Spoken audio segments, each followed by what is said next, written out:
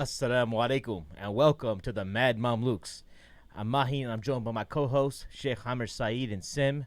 And on today's show, we welcome back one of our favorite guests, good brother, friend, and teacher, Dr. Mohamed Ghilan.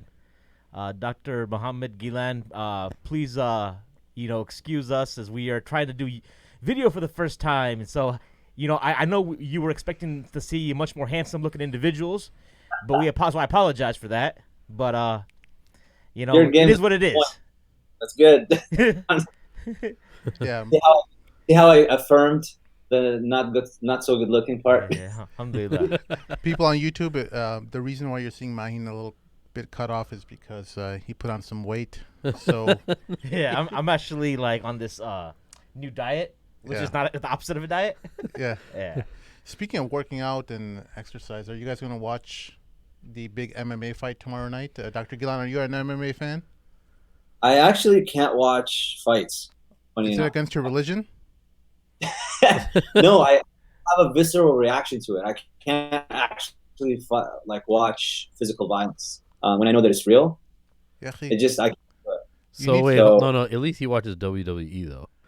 You watch WWE?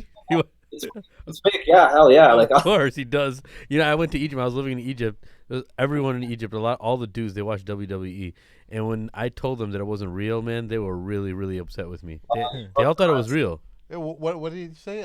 So there was. I used to live at this place, and right next to my apartment building, this guy used to own this little snack shop, and he used to rent out motorcycles. And they used to have this little TV, the old school 12-inch TVs. With the antenna on it and hit it once in a while for it to come straight, So they'd be watching whenever the WWE stuff would be going on, and I just buy stuff, watch, and I just laugh and then leave, And then after like a month of living there, I was like, guys, this isn't real, right? And he goes, what are you talking about? I go, brother, this isn't real, right? He's like, wallahi, it's real. I was like, طبعا تعرف المصريين, the Egyptians. Wallahi will say. I was like, no, it's not. It's not real. It's like, no, how dare you? Those guys are about to attack me, bro. Because like I forgot who's Batista or something. The Egyptians love Batista, bro. Especially in Madinat Nasr. They were watching some rerun stuff. I don't know what it was, man, but they got real angry with me, bro. And I just left it. I was like, it's all good, man. Wow. Yeah. They thought it was real. Grown men, dude. Some of these dudes were over 50 years old, man. That makes sense now how they can believe all the nonsense that goes on their Egyptian television. But you know what? As far as the UFC fight is concerned, man, I told myself I wouldn't be watching and following the vlog stuff. But man, every time I watch a video with Habib, have you heard of Habib Nurmagomedov? Yeah. The guy, mashallah, he tries to keep it as 100 as possible, and he's kind of an inspirational dude, mashallah. They have a series called Anatomy of the Fighter, and one of the episodes, it just shows him praying constantly. It's all praying, this and fasting and talking about Ramadan. I was like, man, this guy, mashallah, man, he holds it down, and it just, I know people don't like to hear this, but the type of dawah that he's in, man, I really, really like it, man. Obviously the fighting part is something that's, that we can talk about as far as, halal and haram and all that stuff, but being out there, one of the toughest people compared to Muhammad Ali versus Fraser, a level of, people witnessing this fight and what it is for the MMA world, biggest pay-per-view, probably, definitely top 5 ever out of the fighting. Yeah. Oh man, this is something else. Yeah. I mean, he's made some jabs at the religion as well. So it's become personal. So we're doing qiyam for him tonight and we're going to be praying for him. And I encourage all of our listeners that if they have a shred of iman in their heart, that they would make qiyam for Habib. We'll call him Sheikh Habib. Let's call him Sheikh Habib from now on. Sheikh Habib Nurmagomedov. It's very, very important. It's the honor of the religion that he's protecting. Your wala of your believers. So I call on your wala. Call on your wala. But in light of that, like neither of these guys invited me to watch the fight, so I have nowhere to go. Wait, he's traveling. I don't have anywhere to go either. I was mad when I found out we ain't watching it together, bro. Yeah. Where are you going? I can't tell you that. Then Are you you'll end the up city? calling my friend who didn't invite you, and then you would get upset. And then he's like, "Hey, dude, why'd you tell Mahin that I invited you?" And then it'll get. Do you watch UFC fights? No, because I heard they're haram. Oh, Oh, okay. okay. You know who's conveniently jumping up all over this? Them in secret. The Muslim feminists of you on Twitter. They're like loving that fatwa, and like they conveniently ignore the fatwas that say MMA is permissible, but the one that they find that anything that'll emasculate men, they're going to make sure that they become a mufassir or a sheikhan, or sheikhan, and make sure that they let everyone know about how MMA is haram. Yeah. It's all over Twitter, man. They also ignore the fatwa about hijab being wajib. Oh yeah. They don't care about that. No, that's when you're mansplaining and Yeah. doing all kinds Patriarchy, mansplaining. I don't know. I don't like. It's whatever. But you can. But Well- yeah, well, go ahead. Well, speaking of picking and choosing from these ideologies like feminism, right? You've been recently doing a lot of lectures and podcasts on this idea of critical race theory, and one of the objectives of our podcast has always been to help young Muslims and parents, family members, make sense of the world around them and try to really understand where a lot of the ideas are coming from that they're seeing from their Muslim activists or leaders, and be able to see things for what they are, see the reality for what it is, instead of putting a certain type of lens on it. Like for example, the feminist lens that we were just talking about, or the liberal lens, or the communist lens, and so on, right? What we want, or what our goal has been from the very beginning, has been to allow people to see and evaluate the reality for what it actually is. And one of the reasons why we talk about these concepts is because of that, so that you can be able to decipher things yourself in an intelligent, coherent manner. And one of these more popular things that we're seeing through social media and through some of the actions of our Muslim activists is coming from this idea called critical race theory. And most people would be like, what the hell is that, right? So and I was actually talking to my daughter about it. She's a teenager, and she's a junior in high school, and we have some conversations, and it seemed very fascinating. It seemed like something very appealing to her. She's contemplating taking law in college, and she's thinking about like what specialty to go into. And when I was telling her about it, she's like, "Oh yeah, this makes sense, yeah." And she's like, really enamored by all the ideas that critical race theory is bringing up. And to the Muslim who reads the Quran and learns about these power dynamics in relation to how Fir'aun and Musa alayhi salam and all these various examples of power dynamics displayed throughout the Quran and even the Sirah, critical race theory becomes very appealing. It seems like, yes, this is something that fits perfectly within the paradigm of Islam. So briefly, can you just start off with explaining what critical race theory is and when it first started to kind of take a foothold in the West? So the historical kind of starting point for this really was in the early 80s with critical race theory. And just for the listeners, when they talk about critical race theory, what they're really talking about is the intersection of race and power and law all coming together in one package, and how that can be exerted systemically to advance the interests of one group at the expense of other groups. So when they talk about the white supremacy, for example, the impact of colonization on colonized nations, the continuing impact of slavery in America, for example, in Australia, the continuing impact on the white settler colonialists that came in and dispossessed the indigenous population and the Aboriginals from their land, and how they basically, when they erected the structures of their legal system and government, they did it in such a way that apartheid is like a really obvious example of it, where you have just in your face, if you're white, this is what you get. If you're not, if you're black, this is what you get, kind of a thing.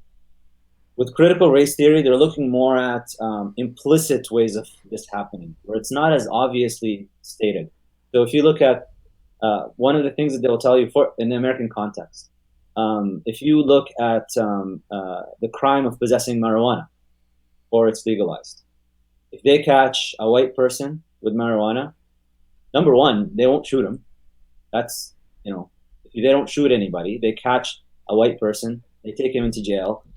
This person gets charged with possession of marijuana, however the amount is. They go to in front of the court.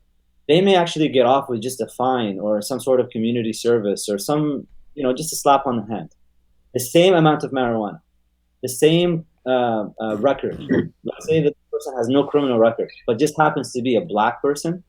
When they go in front of the judge, they're very highly likely to get jail time. And if both the white person and the black person get jail time for a crime, it's been shown that a white person will get much less jail time than a black person will. Black person is more likely to go into maximum security prison than a white person is. And so this is the attraction of critical race theory, is to look at, number one, when we had slavery, it was obvious. There was one group of people that was definitely dispossessed. They were chattel slavery. They were owned by white people. It's a pretty in-your-face thing. Jim Crow is basically taking that and making it more of a hidden system, so that you have the prison system and the prison industrial complex that is really functioning in the economy on the backs of black prisoners, disproportionately jailed, disproportionately prosecuted through the system. You have the way even the bail system is working. It is also to disadvantage black people and keep them in jail for longer periods of time. In Australia, if you look at the way that, so the indigenous population, and I'm still learning about what happened exactly when they were first, when the white settlers came in. The indigenous population was living at the coastal areas. But as the white settlers came in, the indigenous population got pushed into the interior. They got dispossessed of their land. They got pushed into the interior. They're away from resources, away from water. Just the treatment and the system that was set up was to disadvantage them at every turn. You actually see the impact of that now in their health outcomes. So part of our medical school education is to look at public health and the disparities between the average Australian population, and by average they really mean the white Australian, versus the indigenous population. They have less life expectancy. They have twice the rate of diabetes, or I think 4 times the rate of diabetes, twice the rate of heart disease conditions. They're more likely to die from a number of diseases. So this is where critical race theory comes in. It looks at the system. It looks at how the law is set up. It looks at how race is impacted by this. And it looks at how power is exerted by the powerful group to disadvantage everybody else. Well, that's so. Yeah. If I could just explain from. Why am I hearing an echo? Is your YouTube on over here right now? That's probably why. I want to turn off YouTube. So, what I'm saying is that if we can understand. Sorry, let me just get my bearings straight. If I wanted to, play the devil's advocate and say, like, hey, in the past 100, 200 years, we had the effects of colonialism and the rewriting of history from white settlers, and this whole, the whole narrative of the world has been really written down by white people. What's the problem with reevaluating how the narrative was kind of created by the white man? What's the problem with that, Dr. Ghilan? There's no problem with that. We actually should be the first ones to say that. I mentioned it in my recent episode with regards to reason and rationality. The way that it's being taught is that it started off somehow with the Greeks. For them, nobody was there.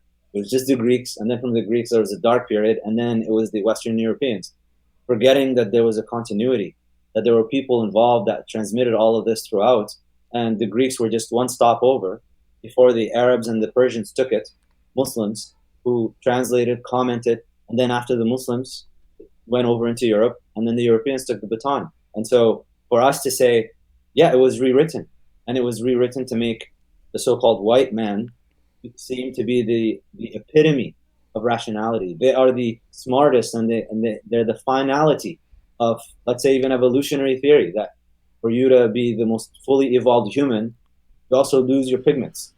You become a white person in Western Europe, and that's the highest thing that they have. So we don't have a problem with people saying, studying this field and saying, can we just look into this and see that there are lies being perpetuated to advantage a particular group of people and make them look like they're the highest, thing that we can achieve. And there's nothing wrong with us examining all of these things, as well as examining how these lies are systemized through a legal system to disadvantage everybody else. Yeah. We don't have a problem with any of that stuff. So, like, one of the things about, like, somebody may not have heard about what critical race theory is until maybe very recently, right? But people have heard about things like white privilege as a concept, or institutionalized racism, or the prison industrial complex, especially based upon if they watched that Netflix documentary 13th. So, like, and when you see that, you would like you said just now, that critical race theory sounds like a subject that should be studied, and and we can make a lot of logical conclusions behind it, right? So why don't we talk about the positives of it first, before I know there's some criticisms as well that we can make, but like let's talk about some positives of it first. Just to show that we're looking at it from a holistic point of view. I mean, the things that I've just mentioned are very strong positives, right? This is what attracts people to it. When you look at actual outcomes of human beings who are, for all intents and purposes, are supposed to be equal, at least from a biological perspective, and yet you have a group that somehow ends up dying 10, 15 years earlier than white people. And they have twice the rates of certain diseases, 4 times the rates of other diseases. And then you look at the conditions that they're in, and the way that the system is set up to disadvantage them. It was set up from the start that way, and it continues to this day to do that. And then when they try to, they have this thing called closing the gap, which is a very patronizing, paternal model of I'm the great white man who's looking at the situation right now, and I need to fix the indigenous population. And so they come up with laws and systems to try to close the gap, because the indigenous population is dying earlier, they're having higher rates of certain diseases. Let's bring them up to the standards of where white people are. And what does that mean? Let's teach them how to live. Let's teach them how to do these things. Let's teach our way of life is superior to their way of life, as opposed to, so they criticize ways of life, which it has some validity. But the real reason they are dying earlier and they're having all of these issues is because of the dispossession that started at the beginning, pushing them into the interior, getting them out of the resources, and then setting up the system in a way that excludes them. So when an indigenous person comes into the hospital right now, Fanon has a really wonderful a passage. I think it was in Black Skin, White Masks where he says this. Who was it? Who was the person you just cited? Frantz Fanon. He was an Algerian French. His background is interesting. He was a black. What's the colony that he comes from? Oh man, it escapes my memory right now. It's a French colony. French. I think it was Algeria. Algeria would be the main colony of France. Yeah, I think it was Algeria, but I can't remember. There was another specific area that he comes from. Anyways, but he's one of the major figures that that is looked to in critical race theory, and he's actually one of the first autoethnographers, people that write about their experience as the French colony of Martinique. Martinique, yes, that's what it is. He died in Algeria, though. He died from cancer in Algeria. So, anyways, he was a physician, and he was talking about his experience as a black physician in Paris, and this was in The Wretched of the Earth. He talks about his experience as a black physician in Paris, and when a black from Martinique, a black person comes in from Martinique, who's living in Paris, coming in as a patient, and how the French doctor treats him, how the French doctor dismisses the concerns, how even now, to this day, by the way, when you look at how American doctors who are white treat black patients, they don't give them as much analgesia, because they don't think that they can feel pain. This is a subconscious thing. It's not that they don't think it consciously. It's that the way that the training is, the implicit biases that are involved, the implicit racism that's there. We know that opioids, when you go to the hospital as a woman, for example, who's about to give birth, whatever pain medication that you receive, if you're a white woman, you're going to get more of it versus a black woman. A black woman can go through more pain, can go through more complications, and we see this in the outcomes. And the way that she gets treated in hospitals in the U.S. is actually obviously different from the way that a white woman would. So this is where critical race theory comes in. It looks at these things and it explains them. So Frantz Fanon talks about, in The Wretched of the Earth, about how a black person is treated, how they're dismissed. The same thing actually happens with the indigenous population in Australia. An indigenous person can go into the hospital. She can have, we studied a case, I'm not the best with names, but she had broken ribs. She had sepsis, which is a bacterial infection that just took over her body. She was expressing her pain. She was checked in by the police. The physician that was involved just made assumptions about her and about her background and why she was checked in by the police. And the poor lady ended up dying out of subpar care. It was a completely preventable death from a medical perspective. But because she was an indigenous person, there were a lot of factors that came into play that basically resulted in this death that are all, when you look at them, perfectly manageable. You can totally, as soon as just identify them, just point them out and show to people that you are making these assumptions, you are making these biases when you engage with these people, whatever race that you come from.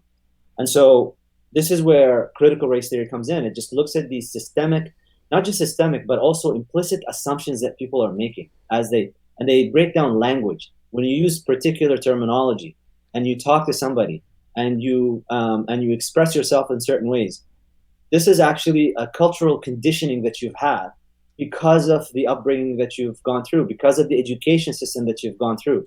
It teaches you to talk about, in America, to talk about African Americans in a particular way, about Native Americans in a particular way. It gives you assumptions about Asian Americans. It gives you assumptions about all of these people. And the standard for all of these assumptions is the white person.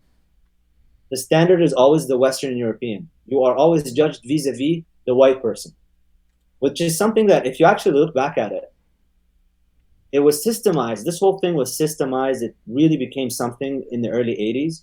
But Malcolm X was talking about this way before. And much before him, others have been talking about. Malcolm X pops in my mind right now when he's talking about, in that famous clip that you can find on YouTube, who taught you to hate the color of your skin or the way that your nose looks or your hair? Who taught you to think that you're ugly? Who taught you to think? And it's always by the standards of beauty of the white person. So when you look at, for example, Fair and Lovely, this is also an element of perpetuating the idea that the beauty standard has to be fair-skinned, blue and green eyes. And so they look at all of these things and they make these criticisms, which are, I personally look at it, it's very enlightening stuff. When you look through how they set up the education system, how they teach you to think about the world, generally speaking. So one of the criticisms that we have as Muslims, which actually relies upon using the tools of critical race theory, is to look at the education system and how it perpetuates atheism from a very young age. So I looked at my youngest sister, now she's in college, but when she was in grade 5, grade 4, I look at her science textbook. I go to the introduction of the book from her school, and you read what the intent of the book is. And when you read it, you're like, well, they're trying to turn these kids into atheists. That's pretty much what they're trying to do. They don't know it, but then the way that the book is structured and the way that they teach them how to reason through things is so that by the time they enter into college, that's why you have a lot of parents coming to you now and saying, my son, my daughter, 17, 18 years old, they're having doubts about Islam. Why? They're memorizers of the Quran, they studied, they went to madrasa, they did all these things. Well, the rest of the curriculum, the rest of the system taught them to think in a way that gets them to reject religion at the end of it. So for us to use critical race theory as a tool to examine how is this curriculum set up to generate atheists, because that's what it's doing. Okay, 1 second. Okay, 1 second. Yeah. I got a quick question. We have an echo. have an echo. Do you have your YouTube live on? No, I don't. Let me just check everything. I think somebody's got their YouTube live on. I'm an airplane. Airplane doesn't matter. How's No, it we're now? good now. We're No, Is it it's good? fine. I'm just closing every app I have. Maybe something Yeah. echoing. Anyways, the if my understanding was the establishment, right? That's kind of like pushing this kind of curriculum. Yeah. A lot of critical rate. I mean, I was listening to an interview with a well-known author here in America, and who's an expert on this field, and he's saying that the establishment here has always associated like race and religion, like the white Christian establishment.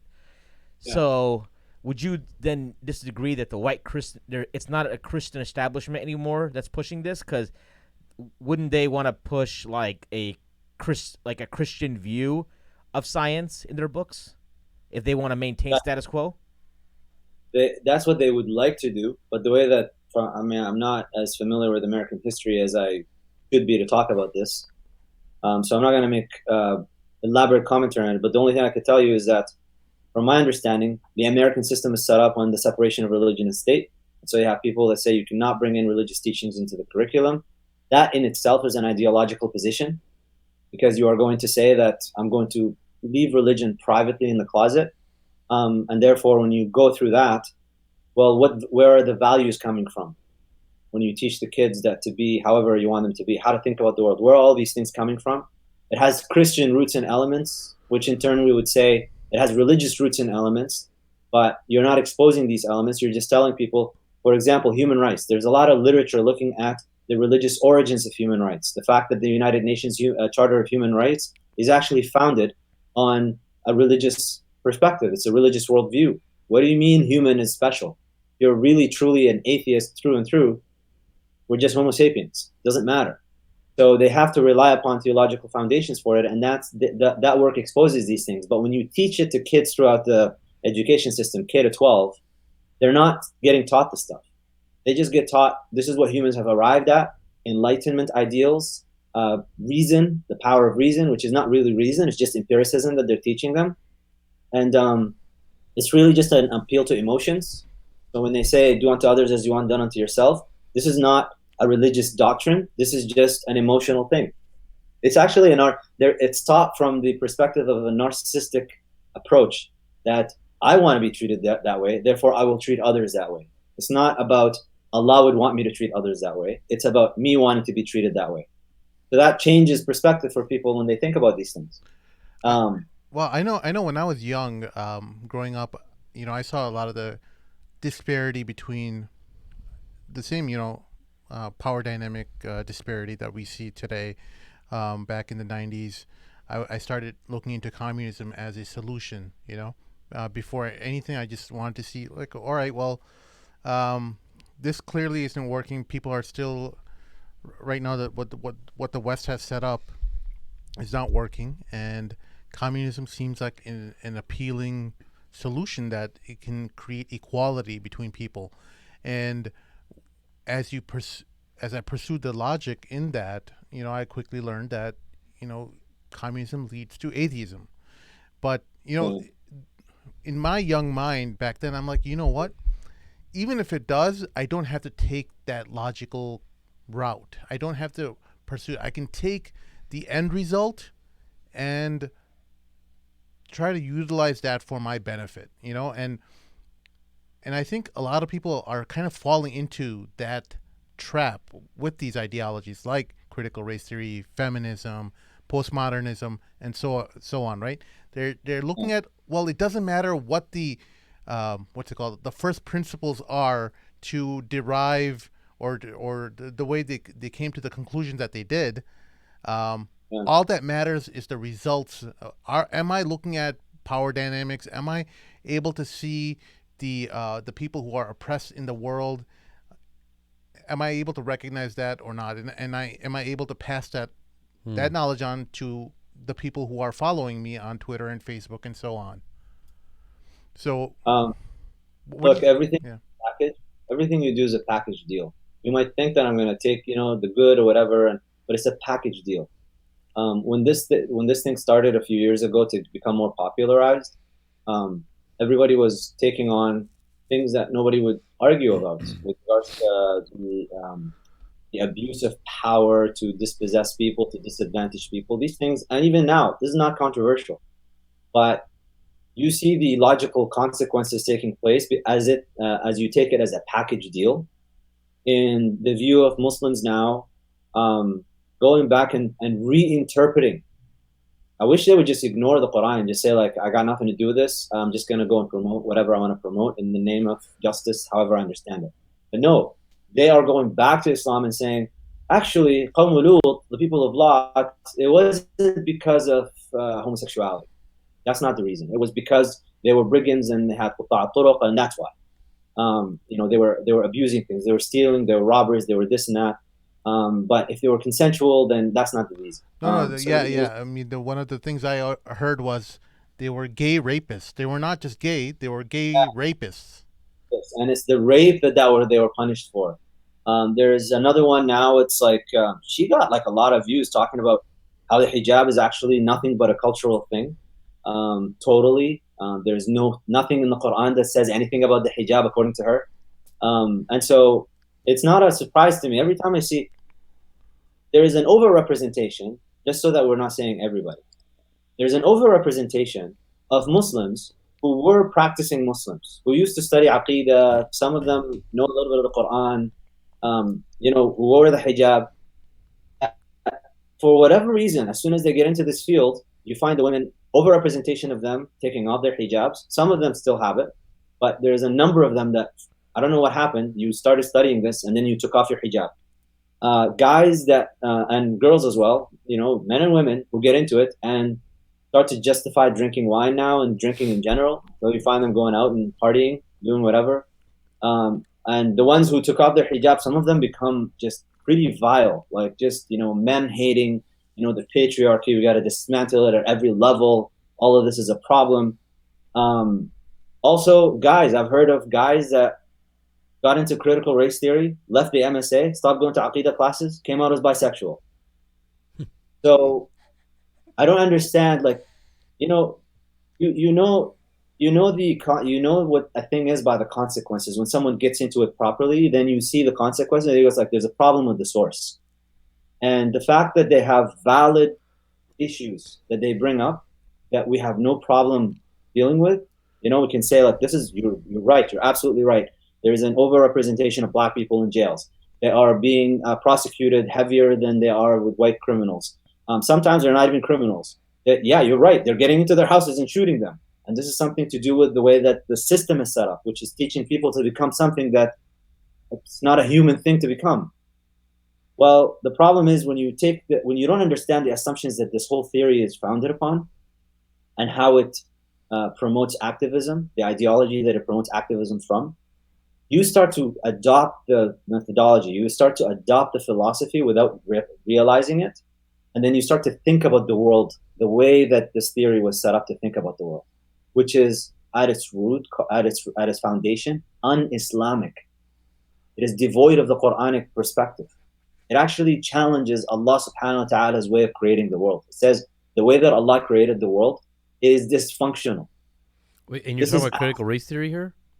Yeah, critical race theory, if you take the foundations of it... that's my door. Whoa. Alhamdulillah. I had a heart attack there, brother. I was wondering, I thought you converted a jinn there and he was ringing through our headphones. It just made me rethink my iman because I was reminded by the verse that, when Allah's name is recited, your heart constricts, and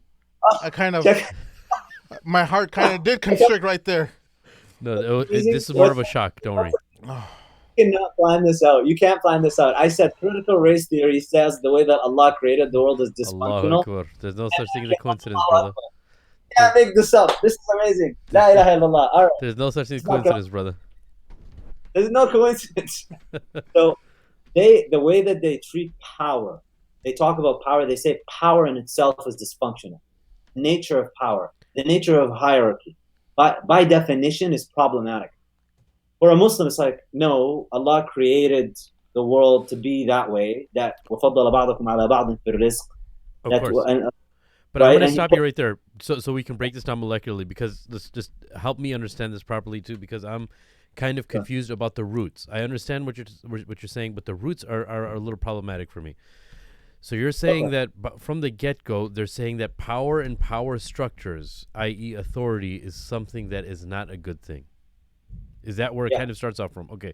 So the way I was seeing it, and I'm glad you mentioned that, the way I was seeing it is that it's a type of science, it's a type of lens of expounding upon the rifts that you have in society, whether the power struggles and race, and how some races, like you were talking about filling the gaps, some races have been oppressed over the other, right?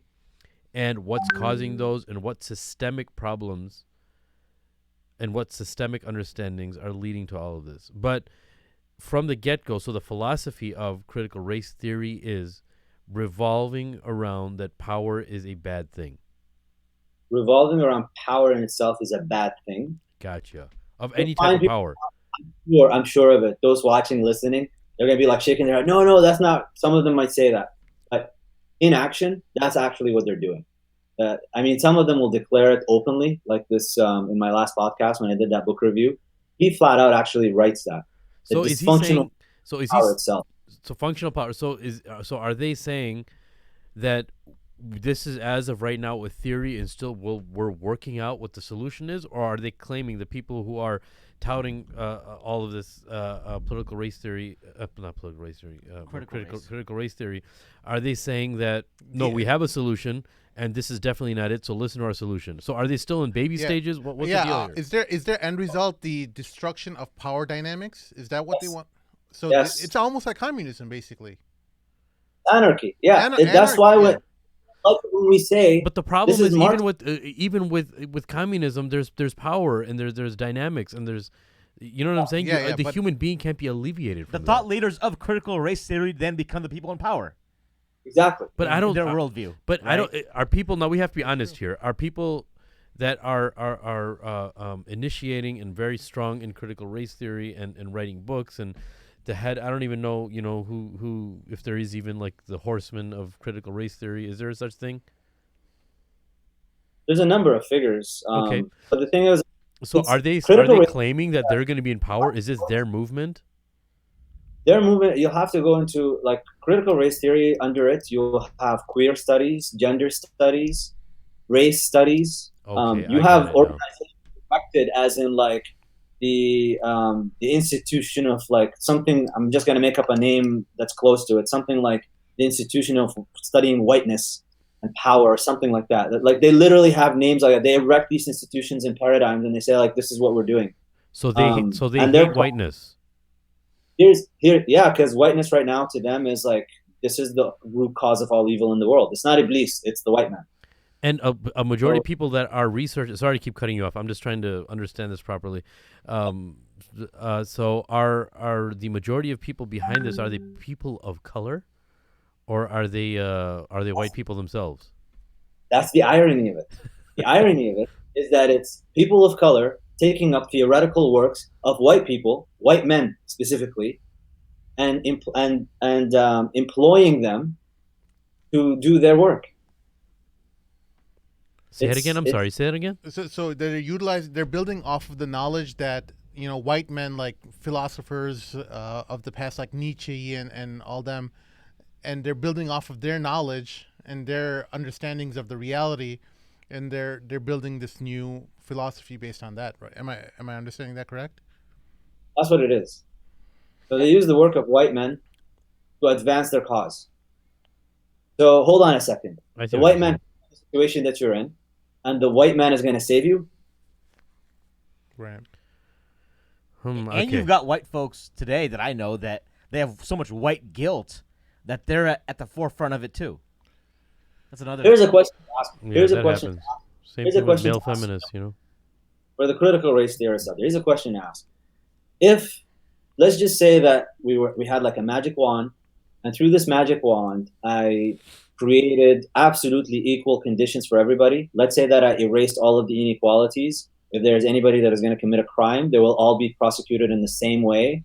If there is any advantages, everybody will get the same advantages. I've erased all of the wage gaps that exist. I've done all of that. Let's just say that I've done all of that.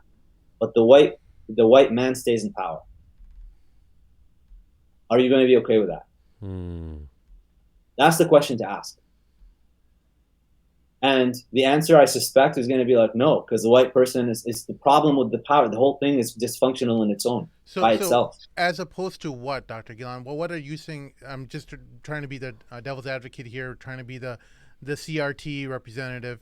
And they'll say, like, well, what would you say is the way we should view people as? You know? I think that, like... I would say that Allah subhanahu wa ta'ala tells us, وَهُوَ الَّذِي جَعَلَكُمْ خَلَائِفَ الْأَرْضِ وَرَفَعَ بَعْضَكُمْ فَوْقَ بَعْضٍ دَرَجَاتٍ لِيَبْلُوَكُمْ فِيمَا أَتَاكُمْ إِنَّ رَبَّكَ سَرِيعُ الْعِقَابِ وَإِنَّهُ لَغَفُورٌ رَحِيمٌ. I don't think I know Arabic. So Allah subhanahu wa ta'ala says, this is at the end of Surah Al-An'am. Surah Al-An'am is like one of my favorite surahs, because Surah Al-An'am it came down with 70,000 angels, all in one shot, and Surah Al-An'am is all about Tawheed. Surah Al-An'am, towards the end of it, Allah subhanahu wa ta'ala says that He's the one who created you and made you into succeeding generations one after another.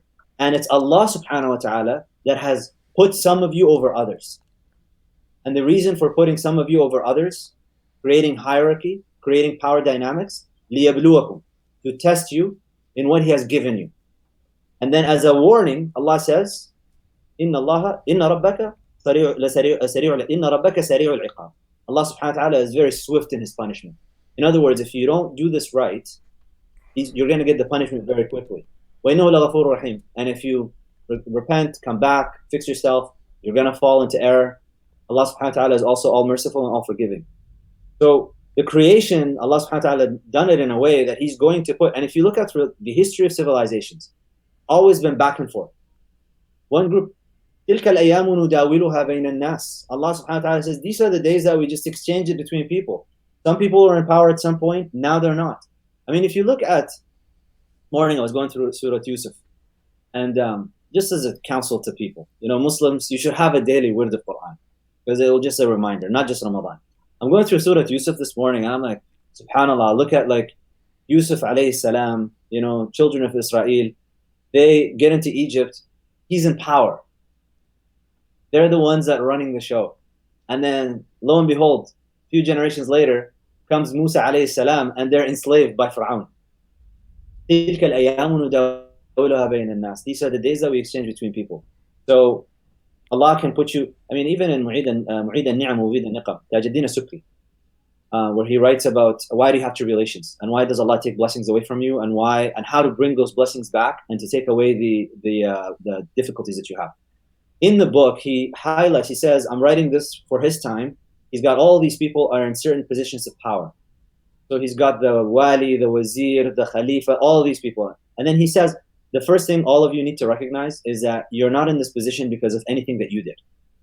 It's Allah subhanahu wa ta'ala putting you in this position.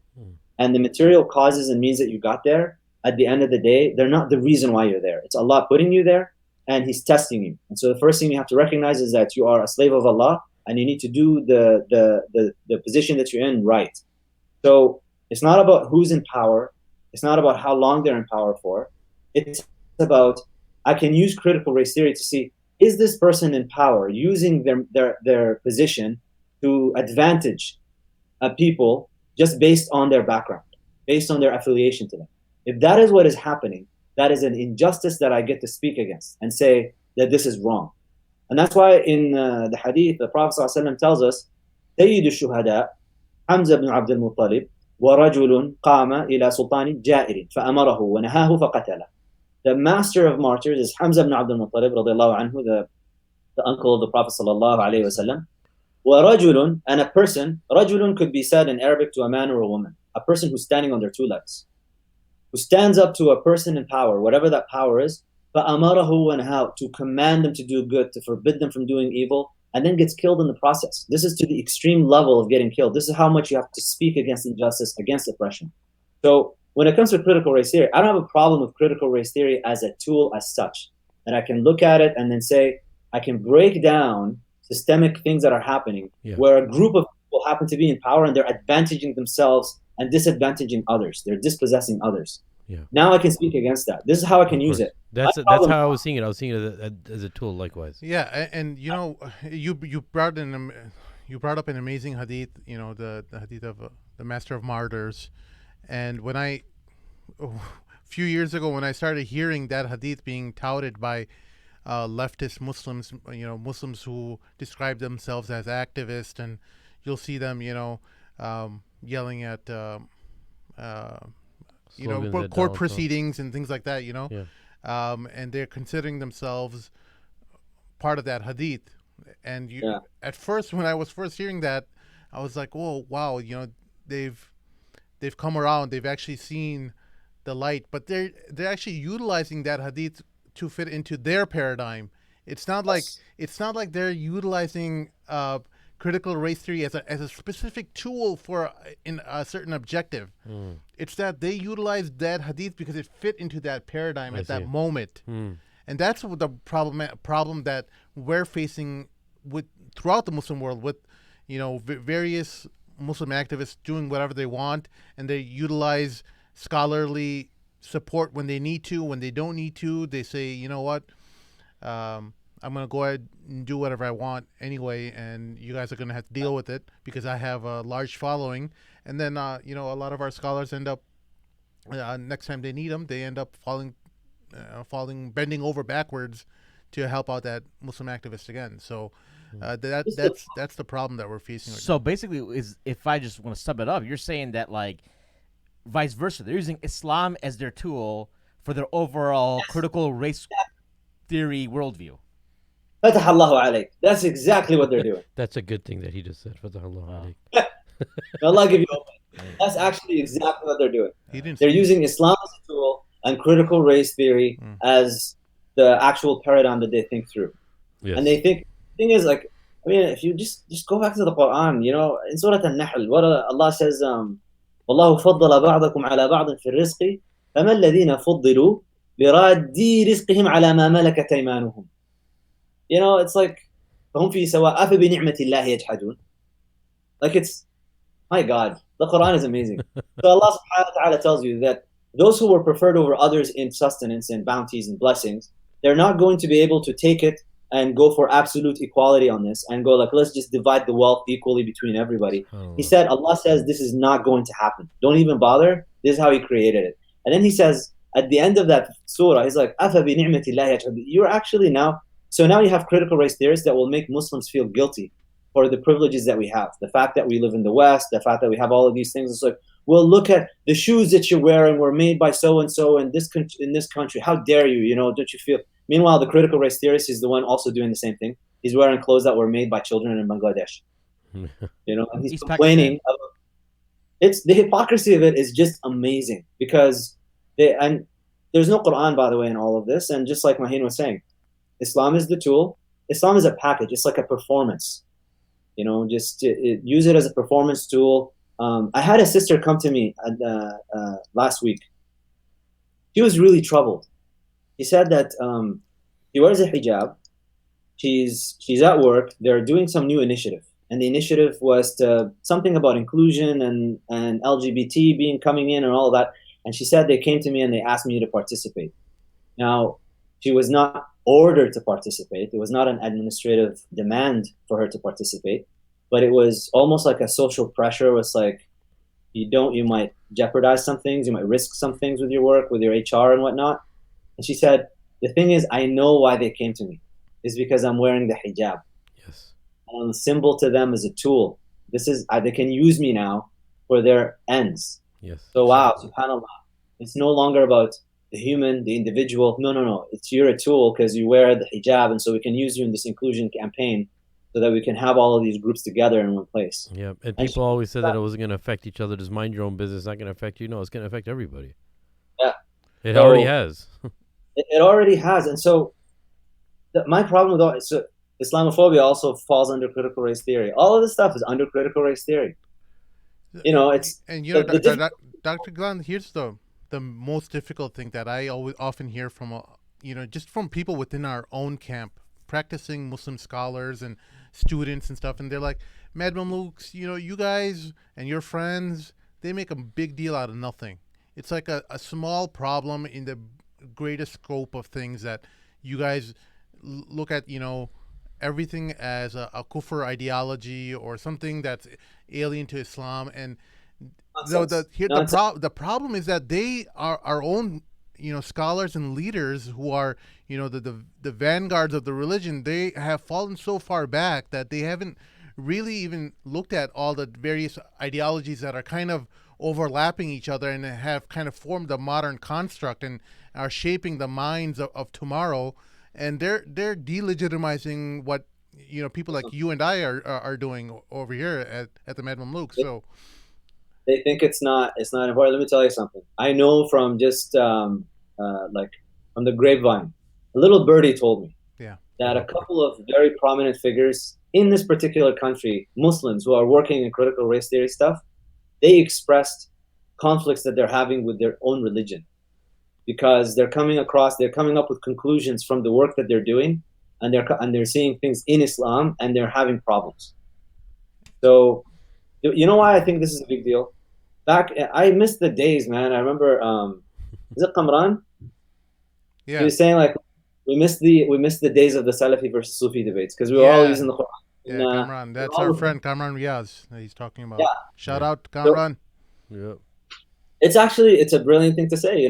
We missed the days of the Quran, of the debates, because everybody was using the same thing. We're all coming back to the Quran and Sunnah, and then what happens? We all grew up, we all calmed down, and everybody still continued to be a Muslim.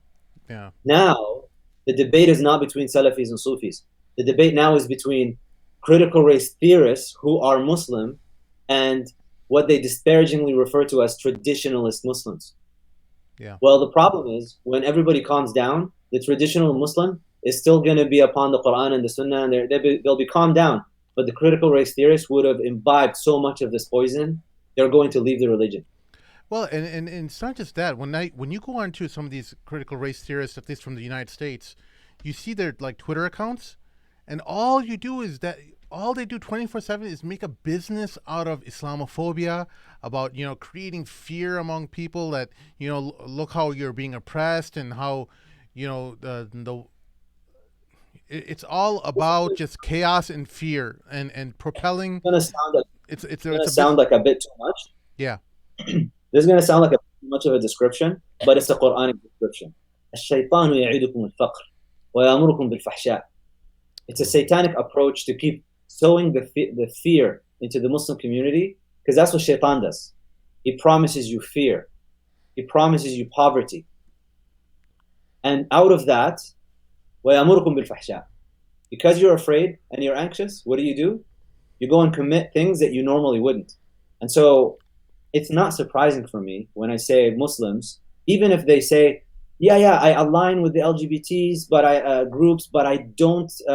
I'm very clear about my position. I know that Islam says this is prohibited. I'm very clear on that. But they're an oppressed minority, and so we are just aligning because of this and that. You know what? ما جعل الله لرجل من قلبين في جوفه. Allah subhanahu wa ta'ala says in Surah Al-Ahzab, He did not put two hearts into the chest of a person. And so now you have it's either they're not listening to people or they're not engaging enough with the Muslims. But when I'm coming across a lot of young Muslims in university who see these sisters in hijab campaigning and going and promoting and talking about, I have really good friends who are LGBT. I'm aligned with them. I don't promote the practice, but I'm aligning with them.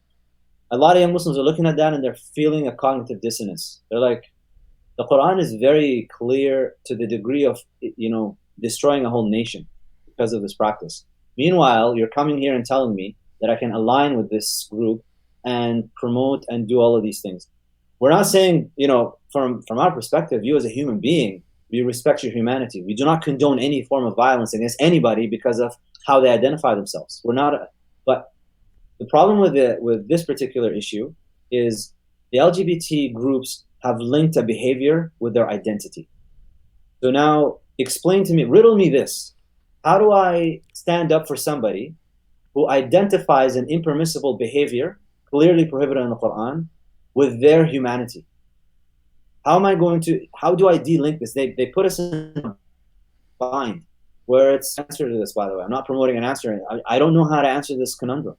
How do you take somebody who says this practice, which is based on something that is totally prohibited in the Quran, and that's how they identify, this is who I am as a person who does this. And then you come in and say, the Quran says this is clearly impermissible. And then you're asking me to align with you and to promote this and to do that. Well, look at the data. polling shows that for the homosexual community, the representation of non-religious affiliation, people who just leave religion, is significantly higher than the general population. Over, I think it was the number of something in the neighborhood of 55%. And when I brought this up, I had a sister ask me, she said, isn't that because you guys are not inclusive? Like, for God's sakes, why do I have to include something in the religion that is completely prohibited just for the sake of you're jeopardizing people's Islam? I'm not jeopardizing their Islam. If they want to be Muslim and continue to practice that and acknowledge that it's haram, they're still Muslim. At least they know that it's haram. But what you're telling me is that I have to change the religion now because a lot of young people coming up, they're not able to square the circle. How can I stand up for a behavior that is completely prohibited while at the same time recognizes prohibition? It doesn't make sense. And I think the misunderstanding that people have, and it's something I try to explain to, the youngsters, is that as on an individual level, if somebody comes to you with some issues that they're troubled with, and that's actually a good thing because they know that the feelings that they're having, whether it's homosexual thoughts or tendencies, or that we're not going to just shun this person away. This person is coming to you for help. You have to help them, right? You have to help and talk to them, and you have to find the people that are specialists in helping. But on a general group, an initiative, a movement, let's just call it a movement because that's what it is, right? It's a movement, and we're not going to support the movement or align with the movement. But as an individual, Islam is going to it's going to be obligatory on me to help an individual is saying, hey, I'm troubled with this, help me. I'm not going to, if it's my brother in Islam, I'm not going to say, hey, you're not a Muslim. No, he's a Muslim. That's why he's coming to me, because he knows there's something wrong with it. And he knows, so that's one thing. But what we're talking about here is when we normalize something, when we know it's haram, and the people we're surpassing, we're short-circuiting their feelings of what may be a type of guilt that they're feeling. We're telling them, no, there's nothing to be guilty about. This is you, man. This is you, right? And it becomes normalized, right? That's a dilemma that we have, and this already happened a few years ago. And my main thing is this, that it has become so normal, and now we're seeing the left, especially the LGBTQ, that they're actually becoming very, very militant towards Muslims and people who don't agree with them. We're seeing a type of militancy, I'm not talking about armed militancy. I'm talking about a militancy that's arriving, the attitude that what do you mean? It's like the person who doesn't agree with their lifestyle, but will still treat them as a human being. That's a very that's a very problem-filled personality. So, we thought that many Muslims thought that, hey, if we support this initiative, they're going to help us because they're the only ones, because there was a time that the LGBT was the only one supporting Muslims. But now it's starting to wither away, and even amongst the LGBT, there's a lot of factions that are developing now, right? And there's a little bit of a war that's occurring amongst themselves. The older generation versus the younger generation. The older generation that wanted to get married, the younger generation was like, hey, we didn't do this to get married. We just want to be gay. We just want to be promiscuous. Not gay, because gay means happy. We want to be sodomites, and we want to, enjoy our perversion. But why are we talking about marriage? And then you have the transgender that the gays are disagreeing with. The gays are saying that, just because you're gay, it doesn't mean you have to become the other gender or try to become another gender. You have to be comfortable in your skin and be gay, So there's a lot of problems that are occurring. Sorry to cut you off. And the reason why I mentioned all of this is very, very simple. And I'm glad you mentioned it all comes back to the aqeedah and the belief, because that's all it is. People who are a part of these initiatives, they're very troubled and problem in their aqeedah and their iman, right? And all of this comes back to, there's two things, and I like to break it down very, very simply. Is the first thing is the misunderstanding of the reality of some of these initiatives. The second thing is the misunderstanding of the deen of Allah. When you have a combination of not understanding this reality and not understanding your relationship with Allah, it's very, very problematic, and you'll be susceptible to anything that comes your way that may just seem something that's going to give you some power and empowerment, right? And it's coupled, that is a problem too, because it's going to give you empowerment. At the same time, you're going to feel like you're helping the oppressed. So you're satisfying something in yourself that, hey, I'm helping the oppressed because that's what I'm supposed to do. It's the prophet thing to do, right? And so and all this came from a simple question. And if I'm rambling on too much, you guys just cut me off. Is that there's a girl that came to me, a Muslim girl, and she said, you know what, I don't believe in God anymore. I was like, what do you mean you don't believe in God anymore? It was just that simple. you know? And I was like, what do you mean you don't believe in God anymore? And I think the reason why I just answered so fast, it seemed like she was ready for like a reply that was going to be a strong reply. Like, what do you mean? Like, I think she thought I was going to be pretty angry or whatever. I was like, wait, what do you mean? I'm trying to understand. For right now, this conversation is good. I told her, this is a very good conversation. What do you mean you don't believe in God? She's like, I don't think I believe in God anymore. It doesn't make sense to me. I was like, okay, fine. What do you mean? I'm not going to ask you what doesn't make sense to you. First, I want to know what are you talking about? What doesn't make sense to you? Well, I think that love is a very universal thing. And by the way, this is like somebody that's 16, 17 years old, like a senior year high school student. Everyone should have the right to love. I knew as soon as she said that, I knew exactly where this is going. Yeah. I was like, what do you mean everyone has the right to love? She said, well, Islam is very hostile and very strict against homosexuals. I said, okay, what else? Is that your only issue? She said, generally, I mean, I kind of disagree with the unfairness with men and women in the Quran, especially in the Quran, and this, and men are always the ones that are translating and this and that. I was like, okay, is that your only problem? She said, yeah. I said, you're so Muslim. Why are you telling me you don't believe in God? Do you believe that you have a creator that's Allah? Yes. She said, yeah. I said, you just don't understand there's certain things in Islam that aren't sitting well with you. That's all it is. Don't say you don't believe. You're still a believer. Alhamdulillah. Say la ilaha illallah. I said, say la ilaha illallah. Repeat your shahada. No, I just said no, just to show you be proud of it. Yeah. And the ringing of la ilaha illallah resonates within the soul, within the heart, and gives you power even if you don't understand what you're saying. So I said, say la ilaha illallah. She said, la ilaha. I said, Muhammad Rasulullah, Muhammad Rasulullah. I was like, see, dude, you're Muslim. It's totally fine, Now that I think about it, it could have seemed like I was telling her to read her shahada. Now that you said that, so what I said was, I'm like, Dr. Shadi must have been, he must have left a mark on you. No, now that I think about it, well, alhamdulillah, that mine didn't go that way because she seemed like somebody who was very, she would have said something right away. So that being, I said, and then I told her the story of Treaty of Hudaibiya. This is all I did. I told her about the story of the Treaty of Hudaibiya, how the Sahaba were having a dilemma with the tenets that were given to them that they weren't going to do Umrah this year. I mean, I talked to her for about 15 minutes just about the Treaty of Hudaibiya. She didn't know what the Treaty of Hudaibiya was, right? Yeah, and just for the listeners, just give a... Yeah, so... it was a treaty that... Yeah, so there's a surah in the Quran, Surah Al-Fath. Rasulullah has a dream that he's going to be performing Umrah, right? So he tells the believers, listen, we're performing Umrah. Let's go set out to do Umrah. And I'm really abridging this. Everyone, please go check this out. Brief synopsis. Yeah. So the Sahaba say, okay, let's go. So the believers, they get ready. They go in their ihram. They don't carry their weapons. They have an area where there's just a small area where they have some of their weapons. A few people were allowed to carry their weapons from what's generally understood, but nobody's carrying their weapons, which is something that doesn't happen.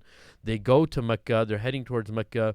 They stop in a place called Hudaybiya where they set camp, and the Suhail ibn Amr is one of the people from the Mushrikeen in Mecca. He comes and he says, he's trying to make this conversation with Rasul. He says, I actually feel guilty about going so fast through this because this is such an amazing story, man. Yeah, well, I just internally feel kind of guilty about this. Go actually look it up, but essentially. But essentially, he said, you know what? You're not going to perform Umrah this year. The Sahaba were like, wait, Rasulullah, you told us we would perform Umrah. But Allah never said when you were going to perform Umrah. He said it's going to happen. He didn't say it was going to be this year, right? And some of the believers were able to see the blessing in disguise. Obviously, Muhammad saw it. Umar radiallahu anh obviously was a little, he was amped up about this because he is a person of honor, and that honor was a very powerful thing for him, and he didn't like the way things went. So basically, Muhammad sallallahu, to make a long story short, goes to his wife and says, listen, the believers are not listening to me of exactly what I'm asking them to do. She said, listen, Ya Rasulullah sallallahu, they've been going through a lot. There's a lot of pressure on them. These things are not making sense to them right now. Why don't you just go ahead and shave your head? And what the significance of that is that it's as if you performed Umrah. Allah asked them to perform the rituals as if they went to Umrah, so they get the ajr for Umrah, basically, because they didn't get a chance to go this year. Shave your head, and when they see you, you're in that state, then they're gonna follow. So in the morning, Muhammad sallallahu alaihi wasallam went to sacrifice his animal, and the Sahaba saw him with his head shaved, right? And going to sacrifice the animal and then just all bursted out and crying, right? And it's even, some of the explanation of Tafsir and Kathir is saying that while they're cutting each other's hair, they're crying because they're afraid the wrath of Allah is going to come down. They didn't disobey Rasulullah. They just didn't know how to deal with, this is it. This is our time to shine. We waited so long. Our families, some of our families are like, we could never fathom that. Like what was said to some of the Tabi'een said to the Sahaba, they said, if Rasulullah was living amongst us, we'd carry him on our shoulders. We wouldn't let his feet touch the ground. Right? And the Sahaba, they said that, that's very easy for you because we paved the way for you, but we were fighting our own fathers and our brothers for Rasulullah and for Allah, Yeah, that's So I explained to her the Treaty of Hudaibiya and what happened, in a little more detail. And I said, look what happened to Umar radiallahu anh. At that time, what happened, what Allah and His Rasul decided didn't sit well with him, not because he disliked Allah and disliked Rasulullah na'udhu billah. The reality that was in front of him had shaken him so much, it was too much for him to handle. Yeah. And that's why the hikmah of Salama, the Rasulullah's wife, was a turning point in Islamic history. The Muhammad sallallahu, the best of creation, who all the people from beginning of time to the end don't equal not even a dust particle on his shoe. He goes to his wife and asks for his wife, and he takes her advice. He does exactly what she says, and the Muslims are successful till 2018 as far as generally understanding the Quran and the Sunnah, right? So, this is amazing. Jazakumullahu khairan. This was the energy's from you, brother. The energy's from you, man. I'm usually not like this. All I just usually talk about is sneakers and clothing, man. So don't worry.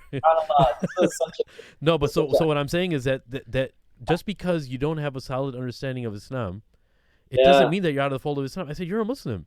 I said, you know what? That's fine. We'll talk tomorrow. Let's say this doesn't sit well with you. That's totally cool. You're still Muslim, right? Yeah. Not everything doesn't sit well with you. But I said to her, and I'll say one thing, and this is very elementary, but this makes sense to a lot of people. I said, you said that everyone has a right to love, right?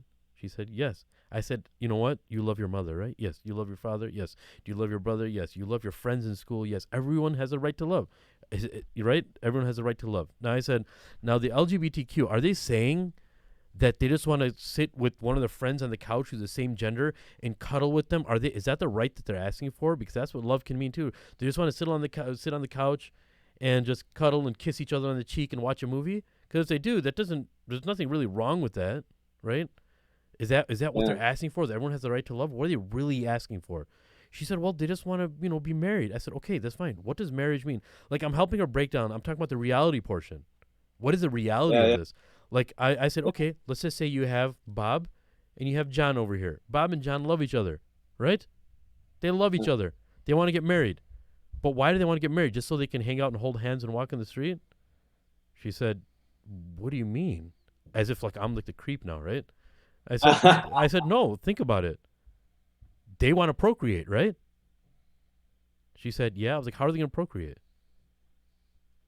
What's going to happen? What's that process with them? It's like, well, they can't have a baby. I was like, then why are they getting married? Why do they want to get married? What's the point? They're going completely against, because she was kind of atheistic. They're going against the preservation of the species, right? Like, why are they doing that? It's a lust. They're plain and simple. They want to engage in sodomy. That's all it is. They know they can't have a child within from amongst each other. So they're actually asking for legalization and acceptance of their sodomy. Are you okay with that? And the look on her face was of shock. And I needed that shock to happen, right? And I talked this openly with my students. That shock has to happen because that's the reality. They don't just want to cuddle and hold hands and be lovey-dovey. That's not what it is, dude. We have to be real with ourselves. So it's understanding the reality of what something is and the understanding of the sacred text and what the sacred text is asking. If you have a good understanding, basic, healthy understanding of both, that means your iman is intact, right? Allah gave the reality in front of you. You understand the reality for what it is. The sacred text tells you something, you understand for what it is.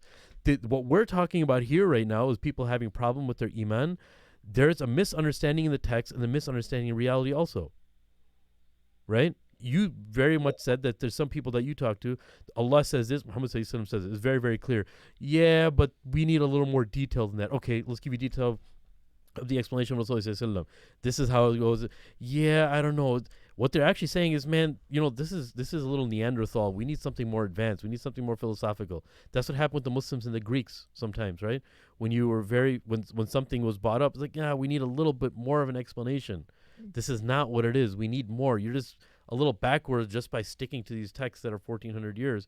We have people who advanced civilizations, right? So that's the dilemma, right? And that comes from having an inferiority complex of your text, because the text that you have on the face value will seem very gruesome to you in some parts. Yeah. But there's a context to that, right? So my general, man, approach to this on a basic level, and it works for most people. And remember, man, even Rasulullah wasn't able to give hidayah to his own uncle that was protecting him for so many years. So there's only so much, that you can do. And people are going to label you, man. And I know that you're stressed out on so many different levels and fronts because you're trying to talk to people, you're trying to you're actually trying to put some truth out there. And people who put out the truth out there, they have to have patience too. They both go hand in hand, But for Sheikh Amr, I think one of the things that people we acknowledge with people's, like, when we're interacting with them and like quoting them certain things, they'll get in a defensive. They probably at the end of the day they're insecure, right? A lot of it comes to insecure and loneliness, man. You know what I'm saying? So I'll bring up, since Dr. Ghilan is the specialist, I'll give you an example, right, of a discussion I was having with some friends last night. We went for dinner and we had to go to a Zabiha spot because I was the only one in that crowd that was Zabiha. So like, so everyone was giving you the mean look. No, they were all talking about like, well, that's what I would have done. Overly pious guy hovering above all of us. When we go to Chinatown, we can't invite Maheen or this or that, right? So I was like, listen, let me ask you a question. That's why you're not invited to fight, by the way.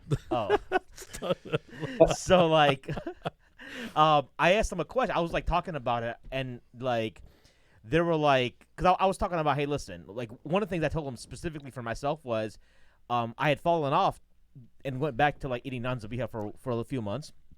I was like, I was missing prayers, and they were like, that's not a proof. I'm like, it's not a proof for you, it's a proof for me, right? And then we were talking a little bit more, and I was like, listen, they're like, what about non-zabiha scholars that support that opinion? I'm like, okay, fine. Let's say that's the case. Sure, let's say that's your opinion. So it's. But I'm like, does consuming something that's haram affect, even if you don't know it, does it like affect your spirit, your soul? And they were like, yeah. But what if we don't believe it's haram? I was like, okay, non-Z is halal. But do you agree that maita is haram? Or that cross-contamination is haram? I'm like, yeah. So how do you know when you go to Chinatown where everything's freaking cooked in pork, right? Right? Yeah. How do you know? Because I know brothers that straight up pretty much will be like, it'll be like sausage gravy, and they're like, "Oh, it's probably turkey sausage." No, I know brothers I knew brothers, man. I knew some brothers that were borderline learned brothers, not completely. They're like, man, it's the percentage, bro. Listen, it's not a lot. It's just cooked in. It's not like if you have a whole egg and you cook oil in it, man. It's only like 1% of it. I was like, really, dude? That's your proof, bro. But the point isn't the meat. The point is that, like, people, like, when you're making a discussion with somebody in person, they're not gonna like be like, "Yo, dude, you're right." Right? Because one of the reasons I went from Z to non-Z at one point, one of my doctor friends was like, well, meta isn't really meta because the animal still has a pulse, and how do you know it's not dead? All this stuff. So I was like, yeah, that makes kind of sense, right? But usually people aren't going to like change their opinion right there. They'll like let it percolate for a while. They'll think about what you said like down the road. But when you're in these debates, sometimes I think what happens is, or online, ain't nobody trying to like show that they got owned. That's true, man. That's it's an arrogance thing too, man. Just a couple of things with regards to the point about why are gay people trying to get married. The reason for that. Whoa, you went all the way back there. Okay, Yeah. Okay. Just fairness, because you gotta, we have to represent things as they are. Yeah. The reason that same-sex marriage is on the cards and why they're pushing for it is not because they want to necessarily institutionalize sodomy as such, because they can still engage in it without having any legal. It was decriminalized. It was illegal for a period of time, and then that was taken off the books. Still do that. The reason for it is actually for financial reasons. It's for taxation purposes, for visitation rights, it's just to have a quote-unquote family and all the rights that a family comes with, regardless whether you have children or not. The argument that goes back against having children is, what about couples who are sterile? Are you going to say that they can't get married? They can't have children? So the issue is actually more of an administrative thing, and to just get rights and be treated as regular families would be treated. So that's really it. And so the question is about what is the definition of marriage, goes back to, well, where does the source of it come from? Yeah. religious connotation, and so when you bring in the religion into it, then you actually exclude homosexual relations from it. So can you have a civil union where you can have all these rights together? Why do you have to call it marriage? And that's where all these debates are coming from. But the other thing that I wanted to bring up was there was a stat that was published, I think, by Yaqeen Institute, and looking at college students, males and females. And they showed something like 65-year-olds, 65% of college males, Muslims, have engaged in premarital relations. And 55% of females have engaged in premarital relations. That's where you have an increasing number of Muslim women, hijabis even, coming up and saying, I want to marry Bob, I want to marry John, I want to marry Mike, I'm in love with Mike. Well, where is that coming from? It's because they've already had relations, they've made connections, and some of them have not, but many have. If you look at the numbers, 1 and 2, 1 and 3, that's or 2 and 3, that's pretty high. So the question that I find myself asking is, all this is because of the hypersexualization of culture. I mean, everywhere you go, you can't avoid it. It's everywhere. And so the sexual drive is the buttons are being pushed all the time. And so you feel compelled now. It's almost like an alcoholic that goes through a liquor store all the time. At some point, something's got to break. Well, human beings are kind of like that. The desire, the sexual desire is already within you. Regardless of how it's being directed, it's being triggered all the time. And now you want to exercise it. So when you have marriage being blocked off from a lot of Muslims, they're engaging in these actions. They recognize it's haram. They repent, they make tawbah. But you don't find Muslims now wanting to rewrite the Quran and reinterpret everything to say, is halal. So my question is, why are you privileging homosexuality over heterosexuality for allowing it to be expressed? They say, well, there's going to be an outlet for the heterosexuals. They can get married after all. Actually, we have a marriage crisis. There's a lot of people that are not getting married. You're right. And the ruling doesn't change. If you can't get married, fast. You can't get married, lawyer gaze. Don't do this. If you engage, if you fall off the horse and you engage in that, repent, come back. The same thing for Muslims who say that they have desires for the same sex. You're not allowed to exercise that. Well, that's oppressive. No, it's not. The oppressive thing is the culture that we live in that hypersexualizes everything. And one of the solutions for you to be able to handle this is the same solution that was given in the Sirah books and in the Sunnah books about the man from Bani Israel who killed 99 people. Leave the place that you're in. Relocate. Allah subhanahu wa ta'ala tells you when people say like, we didn't have a choice. What's the response? Allah will say, my land is vast. You could have gone somewhere else where you're not getting triggered all the time like this. Yeah, so, that's an important point you just made, because I remember when I was in Pakistan recently, I want to say like 2-3 years ago, and I kid you not, man, it's a like you people often say like, the same type of haram is available in Muslim countries, but that's not it's a false equivalency. It's the lewdness or the trigger points are not there. They're not in your face. They're not on billboards. You don't see like you don't see these, yeah. Like, I mean, and the other thing that I wanted to mention, because this is something that some critical race theorists like to bring up, and they say like, what do you mean normalization? The normalization that we're talking about when we say you're normalizing homosexuality, I'm not talking about it being normalized in society. That's already there. I'm talking about it being normalized for yourself. That you no longer have a reaction when these things are mentioned. Like zina, for example, premarital relations. We watch all kinds of comedy shows. We laugh about it. We have sexual innuendos and connotations. People laugh and they joke about it. But if you look at the Quran and how Allah subhanahu wa ta'ala talks about it, وَلَا تَقْرَبُوا الزِّنَا إِنَّهُ كَانَ فَاحِشَةً وَمَقْتًا وَسَاءَ سَبِيلًا. Like, Allah subhanahu wa ta'ala describes zina with such very direct, extreme language. And so your reaction to premarital relations and adultery should be extreme. You should be like, this is an abomination. Regardless of hetero or homosexual, this is an abomination. So when we talk about normalization for the Muslim community, I'm talking about your reaction. You no longer find the haram reprehensible personally, at a personal level. Yeah. Personal normalization, not general societal normalization. Yeah. No, and you're seeing all these things with the whole Kavanaugh proceedings. I don't know if you pay attention to what's going on in America, all the way from Australia, but there's this huge Supreme Court judge who's supposed to be assigned to a seat in the Supreme Court. And really, it all stems from a drunk high school party that happened, and at least that's what the first accusation is all about. But when you look at all these cases, every single case is all revolving around alcohol, right?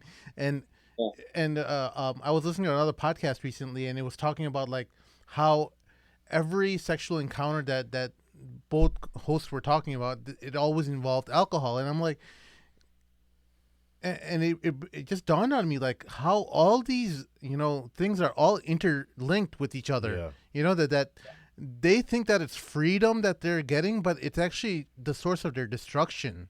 And they think that they've achieved some kind of liberation that I respect some atheists who actually say, I actually don't throw the baby out with the bathwater.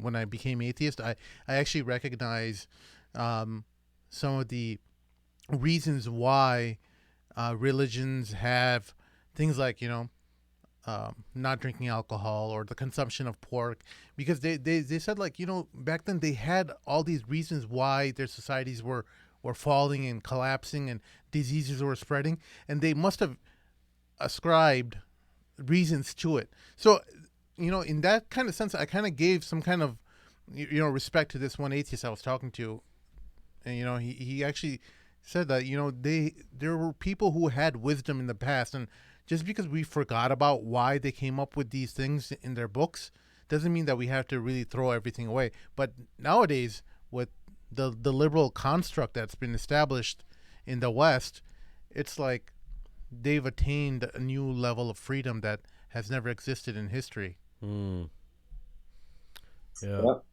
A couple of points before I forget. Some of the critical race theorists might have a problem with a lot of what I'm saying, and they will come back and say, he doesn't even understand this. This is not valid. Every field has its critics. So if you want to be an objective person and a proper intellectual, engage with the criticisms of critical race theory from actual scholars in the fields of sociology, because that's available. When I say these things, by the way, it's not just my own concoctions. There are scholars who write against this stuff. For example, when I talk about the rejection of objectivity in critical race theory, that they don't accept that there is an objective truth, that they use storytelling and autoethnographies as an epistemology, that this is how you know truth from falsehood. I'm not the first one to point this out, and it's not a product of me being a neuroscientist who's studying medicine and he's a positivist and I get all these attacks. This is your own people that are saying these things.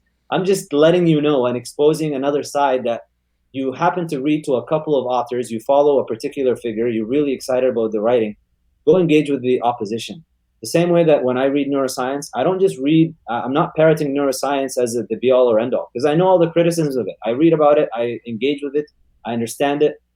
And so that's why people get confused, like, how come you're a neuroscientist or a scientist and not an atheist? You're a Muslim? I don't understand that. I actually go into philosophy of science. I know the limitations of this stuff. Same thing with critical race theory. Again, we're not saying that this whole thing is batil ala batil and just ignore all of it. But if you're going to use it as a paradigm, where Islam becomes the tool, as Maheen pointed out, and critical race theory becomes your paradigm, yeah, it's batil now. Now we got a problem. But if you're going to use it as a tool, a valid tool, a very good tool to examine and to identify things and to look at systemic oppressions and injustices and fix them and do all that, great. We're with you 100%. But that has to be through the lens of, there's a book that was just, it's coming up today, actually. It launches today, Imam Dawood Walid, Towards Sacred Activism. Yeah, you sent us a book as well. My God. You guys got to go through that, because it's just, I'm going to do, in my podcast, I'm going to do a review on this text. He actually shows, like, there are basic questions that critical race theorists have not defined. In Islamic studies, the so-called traditionalists, that they like to attack us with the term disparagingly, we like to define our terms.